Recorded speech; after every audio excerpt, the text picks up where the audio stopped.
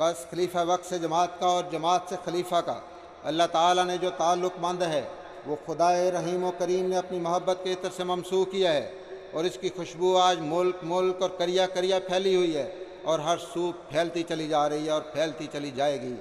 خوش نصیب ہیں وہ جنہوں نے خلافت احمدیہ کے ساتھ ایک زندہ تعلق قائم کرتے ہوئے اس خوشبو سے اپنی جانوں کو معطر کیا اور کرتے چلے جا رہے ہیں۔ پس اے خلافت احمدیہ کے جانثارو، اے خلیفہ وقت سے محبت کا دم بھرنے والو، اے مسیح پاک کے درخت وجود کی سرسب شاخو، خلافت کے ساتھ اپنے تعلق کو زندہ رکھنا کہ یہ تعلق تمہیں ابدی زندگی بخشے گا۔ یہ تعلق وہ آب حیات ہے جس کو پینے والے کبھی مرا نہیں کرتے۔